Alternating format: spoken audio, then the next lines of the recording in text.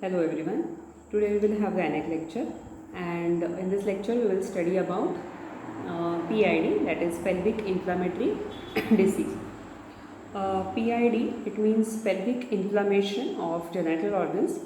This is infection or inflammation of genital organs which are situated at the pelvic cavity. So PID is nothing but the inflammation or infection of genital organs which are located in the pelvic cavity. So these are the upper genital organs which are involved in PID. When we called as PID, that means these are the infections which are seen from cervix, uterus, fallopian tubes and ovaries.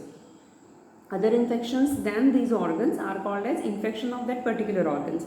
Like we had seen in vaginitis, we had seen infections of genital organs which are lower tract or external genital organ infection. Those organs which are situated out of pelvic cavity, those infections we had seen in particular infections of genital tract. So now we are seeing the topic which is PID, it is pelvic inflammatory disease, that means infection or inflammation of upper genital tract. So common organs as we had discussed, main infections are cervix, infections are seen at cervix, uterus and tubes and ovaries and sometimes peritoneum. So the types of PID are, again it is of two types, acute PID and chronic PID. Acute PID is the pelvic inflammatory disease which is at acute stage or which is very rapid and which is usually have period of 3 to 5 days. And chronic PID, that means these infections are seen usually they are chronic in nature or repeated acute infections which are repeatedly seen in that female. Those infections are called as chronic. Duration is more than 10 to 15 days. So these are two main categories of PID, acute PID and chronic PID. Now first one is acute PID. Acute PID is the acute infection of genital organ which are commonly acute organs are cervix, uterus, fallopian tubes and ovaries. So the types of acute PID are acute cervicitis, that is acute inflammation of cervix, acute endometritis, that means acute infection of uterine endometrium, acute salpingitis, that means acute infection of fallopian tubes, acute uveitis, that means acute infection of ovaries, acute peritonitis, actually it is an abdominal condition, but again if we are discussing the genital organs and that too in pelvic cavity, so acute peritonitis, that is acute infection or acute inflammation of peritoneum. So these are the types of acute PID: acute cervicitis, acute endometritis, acute salpingitis and acute uveitis, acute peritonitis. Now these acute infections are as it is acute, so they are seen in the acute form. Patient have acute complaints of these infections and the complaints varies according to location. Now causes of acute PID, mainly it is seen in either in teenage patient or in usually it is seen in teenage patients, menstruating females, usually it is a young female disease. Rarely it is seen in age group above 50 and with diabetes, with other high risk factors, but commonly it is seen in young patients. Also it is seen in patients with multiple sexual partner, so commonly associated with STDs, sexually transmitted diseases. It is next cause is because of previous history of infection in body or particularly genital organs. Patients with history of IUD or copper Ts, patient who are using copper T, they have more chances to have these types of infections. So patient with IUD, patient with other infections, viral infections or bacterial infection in body, repeatedly patient have the history of these types of infection, they are very prone to get acute PID. These are the main conditions where we can see the PID, pelvic inflammatory disease. Also it is seen in patients with low immunity like HIV positive patients, patients with history of renal diseases, liver diseases. So other high risk factors, those are also responsible for the PID. So mainly it is seen in young patients, menstruating patients, patient with multiple sexual partner, patient with a previous history or history of STDs, sexually transmitted disease, patient with IUD, copper T, patient with other types of diseases like diabetes, HIV, renal diseases. These are the conditions. Patient with unhygienic background, with poor hygiene, genital organ hygiene, not maintained properly. These are the some causes where we can have acute PID. So these are common causes for acute PID. Now, usually it is seen by infection focuses on bacteria. Commonly it is a bacterial infection, rarely it is a viral infection, but otherwise it is bacterial infection. And usually it is seen because of menstruation or improper hygiene during menstruation. There are chances of these types of infection. Also, it is seen in along with STD with patients of multiple sexual partner, unhygienic conditions, and lower immunity and other infections in body. So these are the main causes and pathological picture of acute PID. Now we will see the types of acute PID. First type we had seen is acute cervicitis. Acute cervicitis is nothing but the acute infection or acute inflammation of cervix. Usually it is a bacterial infection, and common bacteria is Staphylococci, Streptococci and E. coli. These are the bacteria which are very common for these types of infection. So it is bacterial infection and common bacteria E. coli, Strepto and Staphylococci. Now again the causes for PID, acute PID are same like we had seen, from age factor to unhygienic conditions and associated factors. All the causes are same. So causes of cervicitis. Now clinical features of acute cervicitis. Main complaint of patient is there is vaginal discharge or cervical discharge which is abnormal, foul smelling, irritating in nature. Patient have slight burning, sometimes pain, and during urination particularly, that is dysuria. Patient have fever along with this discharge. Patient have excessive cervical discharge with fever, backache, weakness. Patient may have painful sexual relation, that is dyspareunia, and patient may have other complaints like fever, chills, nauseatic feeling, sometimes vomiting. These conditions are also seen with this type. Important is there is pain in abdomen. So it is whenever it is a pelvic inflammatory disease, usually there is pain in abdomen. So patient have pain in abdomen also. And clinical features, these are the symptoms and signs on examination. General examination, there is increased temperature. Body temperature is increased and the pulse rate is also increased. Sometimes there is a lower blood pressure, that is hypotension. If excessive pain and other things are there, there may be signs of shock. So maybe BP is decreased. Sometimes palpitation or auscultation. These are the general findings, and particular findings on per abdomen, there is slight tenderness. On pelvic examination, because of the infection in pelvic organ, there is tenderness, and on PSPV examination, discharges can be seen. Usually these discharges have offensive smell, and they are foul smelling. They are particular pus-like, or sometimes it is, usually it is white color, but sometimes it is purulent or pus-like discharge. And on examination, there is redness of cervix, congestion of cervix is seen, and discharge is seen. Slight burning is there on examination, tenderness is there, and a slight enlargement of cervix with red and congested appearance. And these are the local findings, PSPV examination finding. Investigations, we do basic investigations, routine investigation, blood, urine. If necessary, we can advise culture, blood culture, urine culture, and sometimes the cervical culture, for knowing the exact name of bacteria, so that we can give the particular antibiotic for that.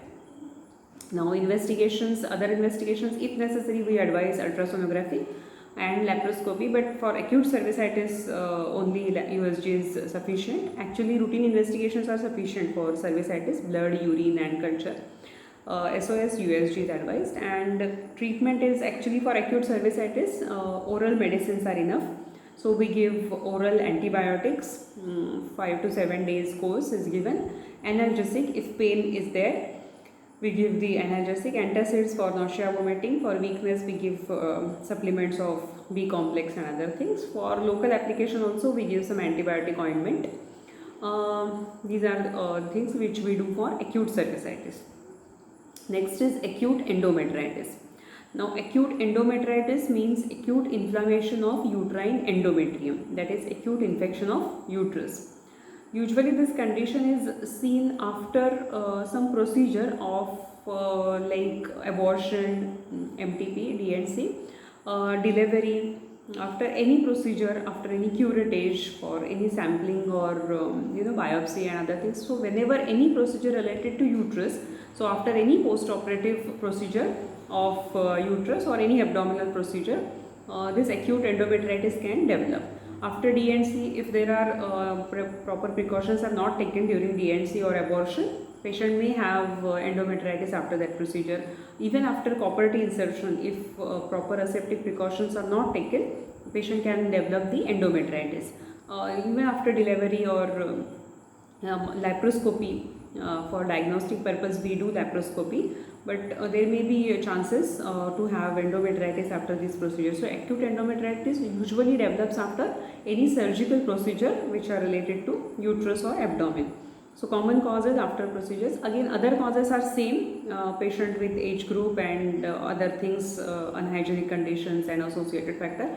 All the causes are same, except that acute endometritis commonly result after any post-operative thing of uterus or after any surgery of uterus or abdominal cavity.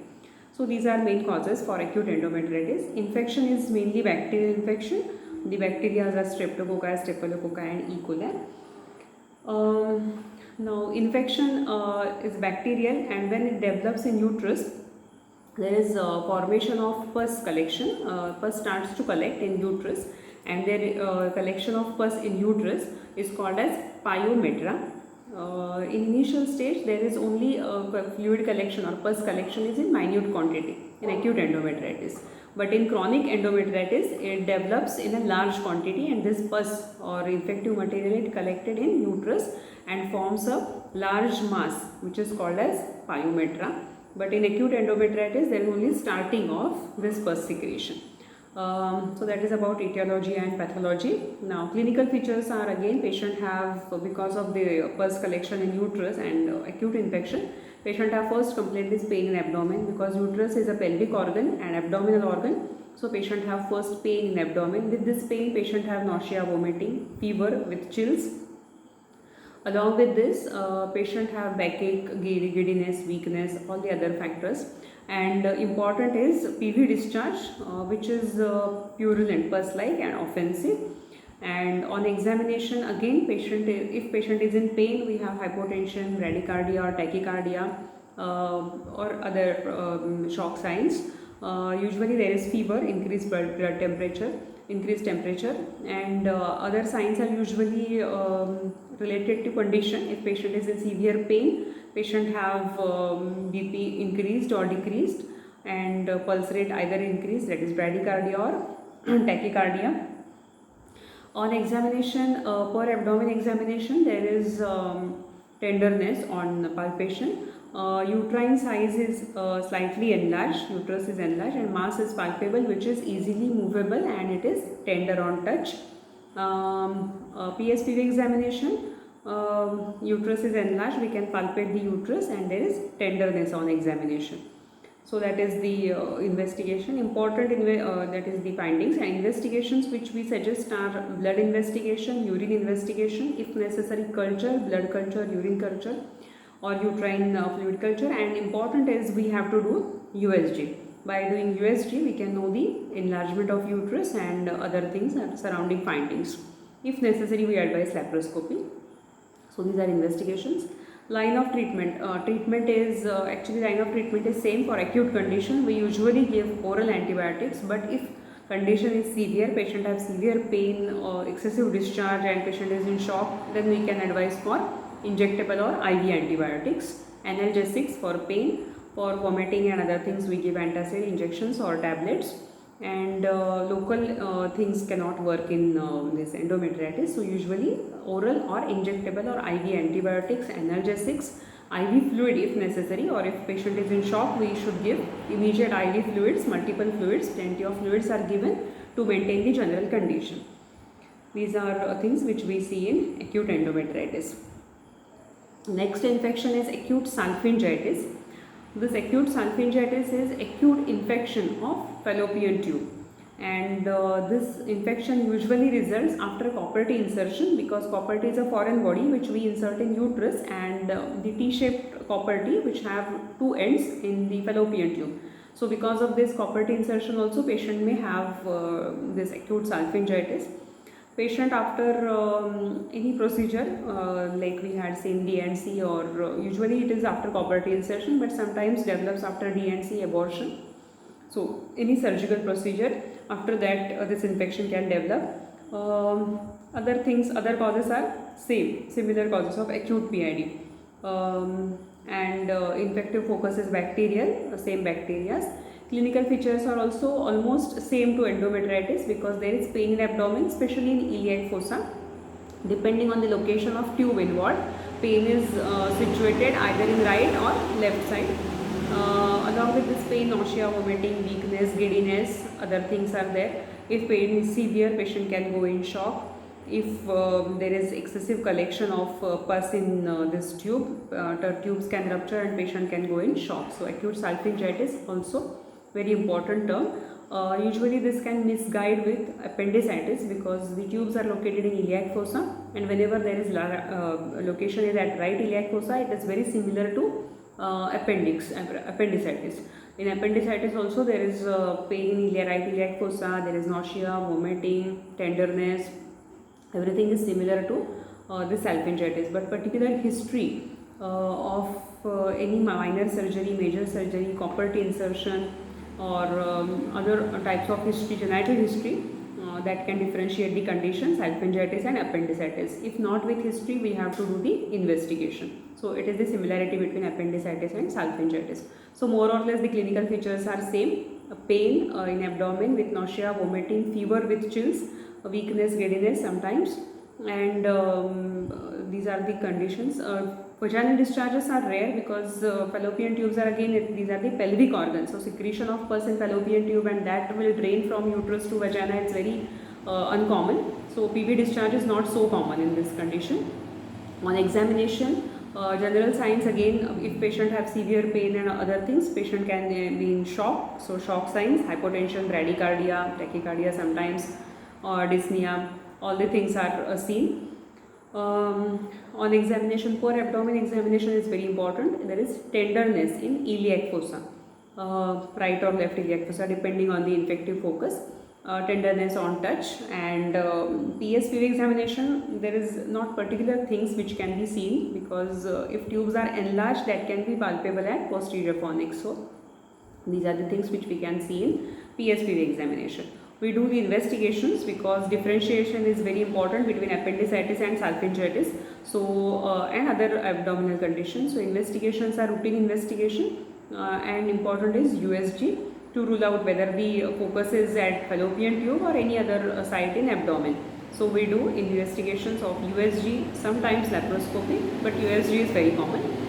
Treatment part is again same. We have to give antibiotics depending on her condition of infection. We decide the line of treatment, whether to give oral antibiotics, oral analgesics, or IV or injectable antibiotics. Usually for salpingitis, we prefer to give injectable or IV antibiotics with multiple fluids, because the chances of rupture of the fallopian tubes are very common. So we have to prevent the condition, we should start with oral, or mainly we should start with the injectable or IV antibiotics for life saving of patient. IV fluids are very important, because patient is usually in shock for acute salpingitis. There are excessive pains in abdominal cavity, and the pains are very excruciating in nature with nausea, vomiting. So there is fluid loss. So patients are commonly in shock. So for prevention of shock, we have to give IV fluids, IV injectable antibiotics, analgesics to maintain her general condition. So this is about acute salpingitis. Next is acute uveitis. That is the condition where there is inflammation, acute inflammation of ovaries.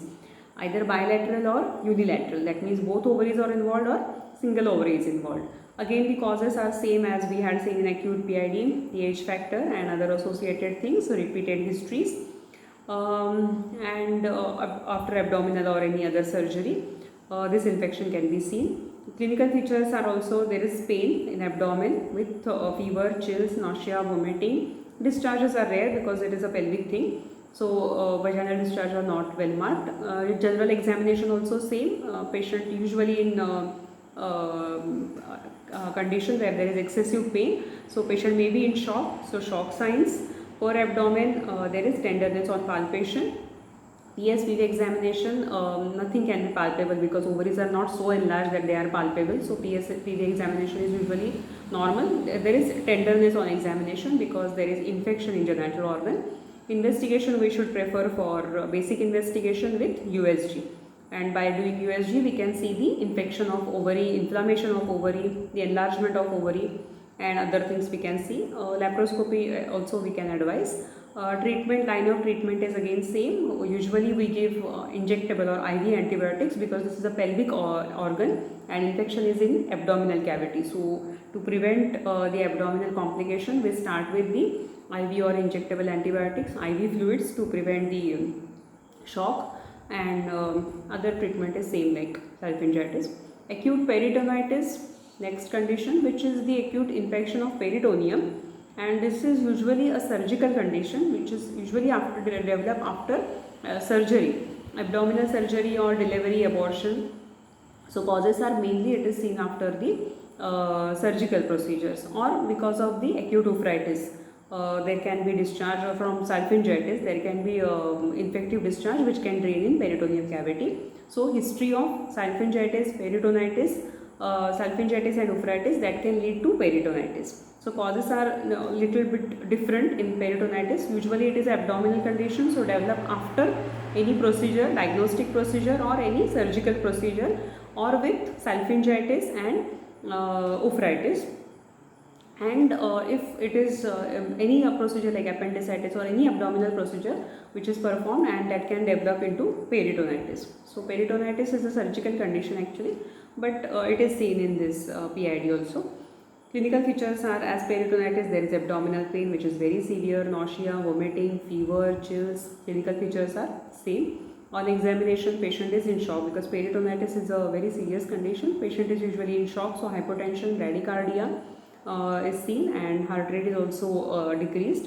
Patient is in shock, skin is cold, and other things are similar to shock. Per abdomen there is tenderness on touch, severe tenderness on touch, and depending on the pus collection in abdominal cavity there is percussion sound.